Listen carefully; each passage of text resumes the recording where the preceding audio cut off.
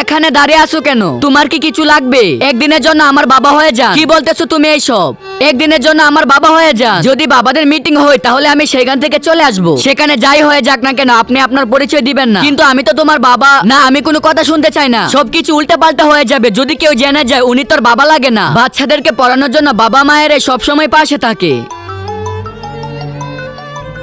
কি টাস খেলার জন্য এত ফোন দেওয়া লাগে? স্যার প্লিজ, সবার ডিস্টার্ব হইতেছে, তোমরা আমার জন্য অপেক্ষা করো, আমি এখনই আসতেছি। স্যার মিটিং এখনো শেষ হয়নি, আপনি বাইরে কেন এসেছেন? আমি পারবো না, কারণ আমার বন্ধু আমাকে টাস খেলার জন্য ডাকতেছে। না, আপনি যেতে পারবেন না, কারণ আধা ঘন্টার ভিতরে মিটিং শেষ হতে যাচ্ছে। আমি টিচারকে বলে দিয়েছি তুমি ওদেরকে ধোঁকা দিচ্ছ। এই নাও তোমার টাকা।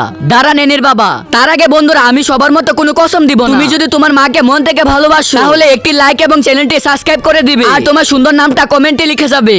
আমি এনির বাবা নই। হ্যাঁ আমি জানি এনির বাবা গ্রামের একটি দুর্ঘটনাতে মারা যায়, কিন্তু সেটা এনি জানে না। এনি তার বাবার জন্য একটি চিঠি লিখেছিল। বাবা, আপনার কথা আমার অনেক মনে পড়তেছে। কতদিন ধরে আপনার হাতের খাবার খাই না। এই মেয়েকে কোন মা জন্ম দিয়েছে আল্লাহ জানে। আমার মা এরকম ছিল না। আমার শরীরে হাত কেন তুলেছো? আমার মেয়ের গায়ে হাত দিবি না। পরে পার্ট দেখার জন্য কমেন্টে পার্ট 2 লিখে দিন।